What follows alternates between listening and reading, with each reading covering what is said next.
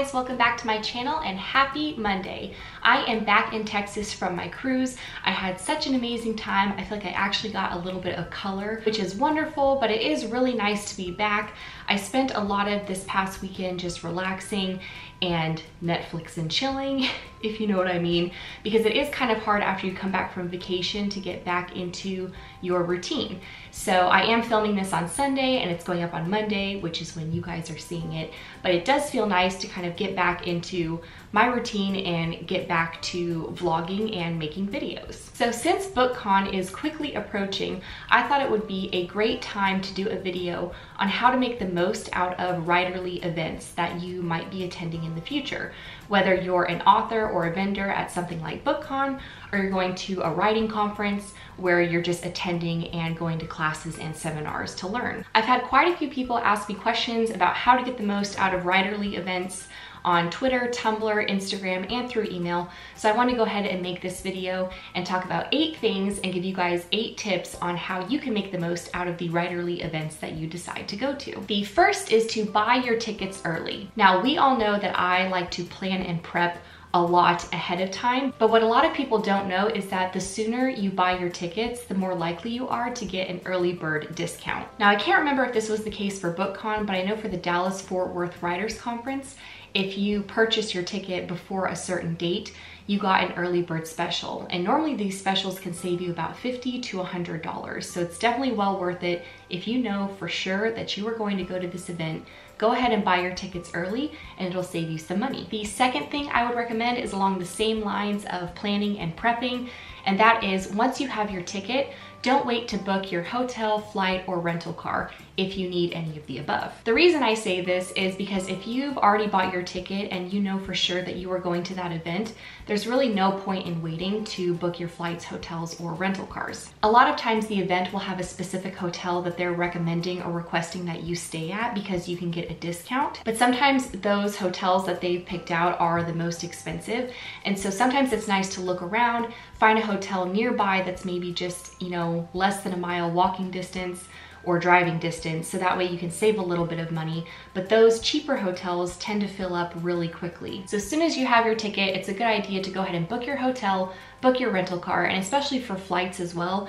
I'm pretty sure I bought my tickets for BookCon, I think last July actually, so almost a year out, because I knew I was going to go. I went ahead and reserved my booth space, and then I'm pretty sure I booked my flight, hotel, and rental car in November of that same year. So I had everything booked and ready to go 6 months before the event, and sitting here now being 2 weeks out from BookCon, I'm so happy I did that because I don't have to worry about any of it. It's all taken care of.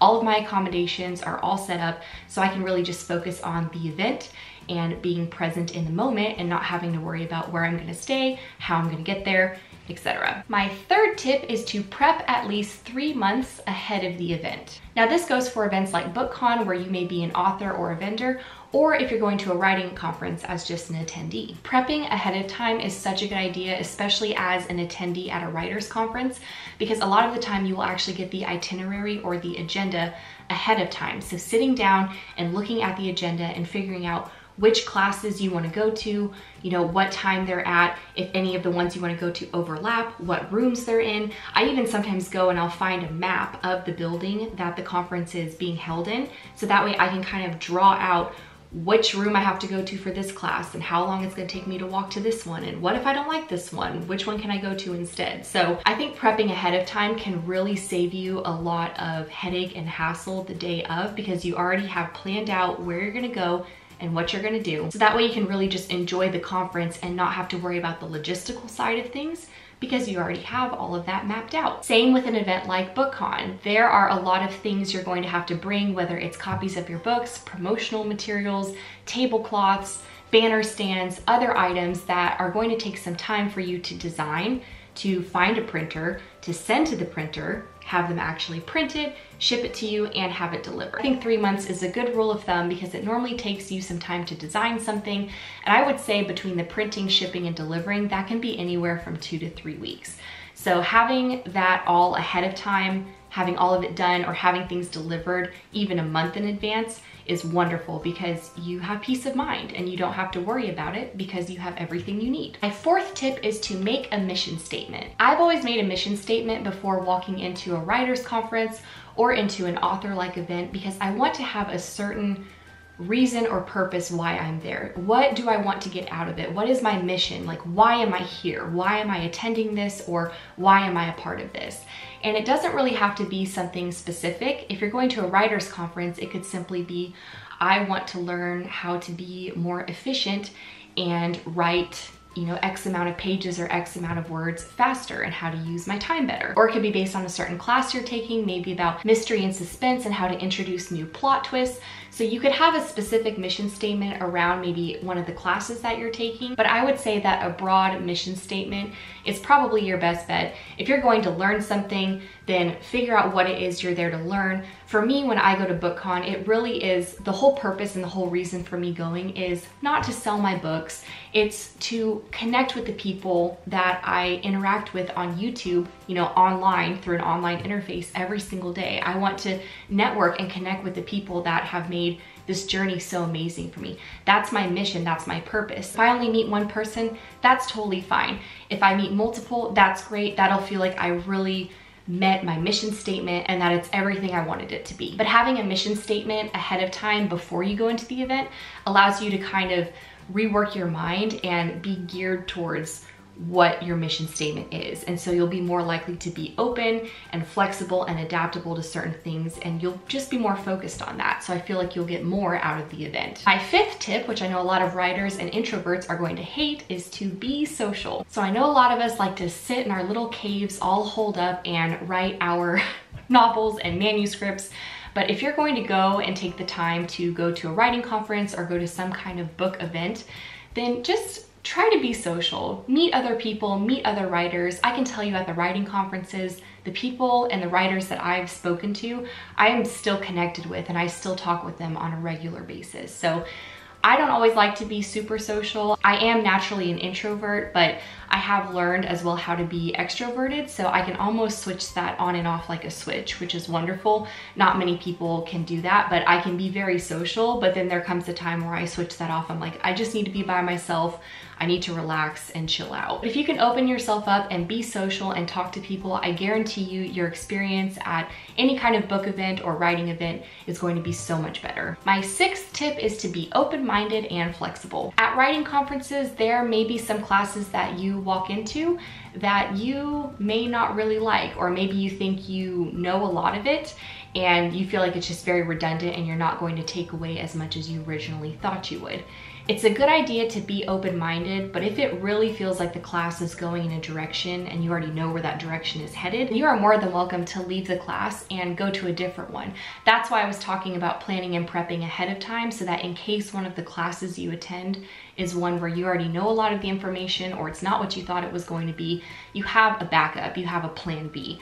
So you can go to that next class and make sure you get as much out of the conference and the classes as possible. The be flexible part of this tip is more geared towards author events and book events. So a lot of the time when you are an author at an event, you are depending on a lot of people who are running the event to make sure things go smoothly.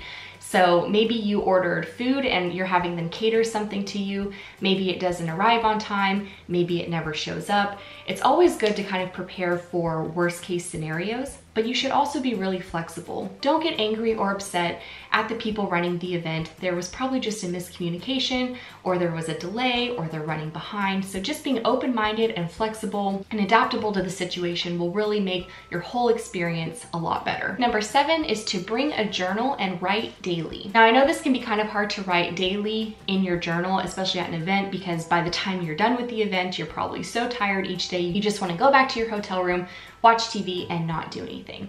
So if you can't commit to writing daily, then at least write on the first day and the last day of the event. And on the first day, it's a good idea to write down your mission statement, what you're hoping to get out of the event, what you're hoping to learn, any questions you might have, what your expectations are.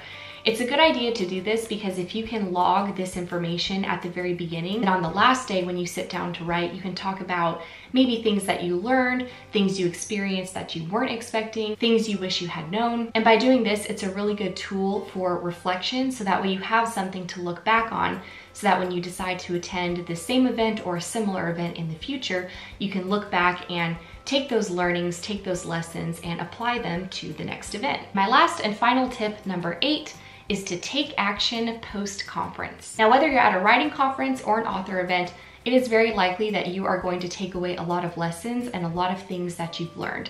There are probably going to be a lot of action items as well.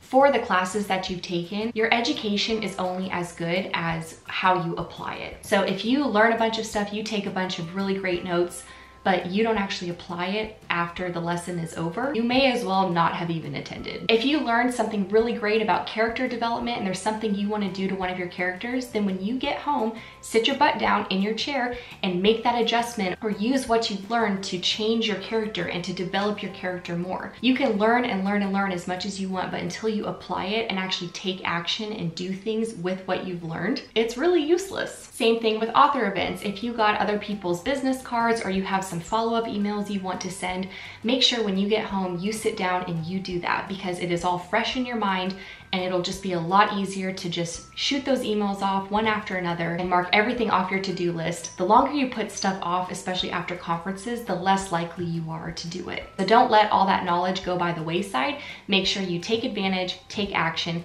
and do everything as soon as you can when you get home from your conference or event. So there you have it, 8 ways for you to get the most out of your writerly events. If you like the content today, please thumbs up and subscribe to my channel. All 3 of my books, The Alpha Drive, The Order of Omega, and Restitution, are available for purchase on Amazon, Barnes & Noble, The Book Depository, and Books A Million. You can also order signed copies of all 3 books.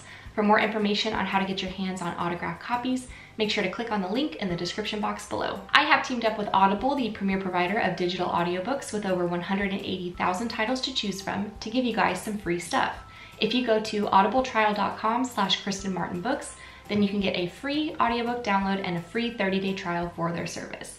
My books are not yet available in audiobook format, but this is something I'm working on for the future. I have opened up a Society6 store where you can get some #AuthorLife goodies, such as mugs, pillows, laptop cases, and sleeves. To check it out, go to society6.com/authorKristenMartin. BookCon is only 2 weeks away on June 3rd and June 4th in New York City this year. I am so excited. I will have a booth number 2776 where I will be selling and signing copies of my books. So please, please, please come say hi, get your book signed, come take a picture with me. I would love to meet all of you. Make sure if you haven't signed up for my monthly newsletter that you do that today, because tomorrow, May 16th, the sneak peek of chapter 1 of my dark fantasy book, Shadow Crown, will be going out to all of my newsletter subscribers. So if you have not subscribed, make sure you do that. You can do it on my website at KristenMartinBooks.com. It's on the homepage on the right-hand side. There's a little box that says sign up for my newsletter. Put your name and email, and then make sure you check your spam folder just in case, because there will be another email that comes to you confirming that you want to be added to the list. Again, that sneak peek of chapter 1 comes out tomorrow, May 16th, so make sure you go sign up. And if you're not already following me on Instagram, Twitter, and Snapchat, make sure you do that for daily writing inspiration and advice, as well as to stay up to date on any announcements, price promotions, or giveaways that might be going on. If you have any questions or anything you'd like me to talk about in one of my next videos, feel free to leave a comment down below. You can also ask a question or post a comment anonymously on my Ask Me Anything page on Tumblr. Again, all the links are listed below. Thank you so much for watching. I would love for you to subscribe to my channel on your way out. Don't forget, I post new writing advice videos on Mondays and personal day in the life vlogs on Thursdays. I will see you guys next time. Bye. I should mention my cruise footage will be up in this Thursday's vlog. Woo woo!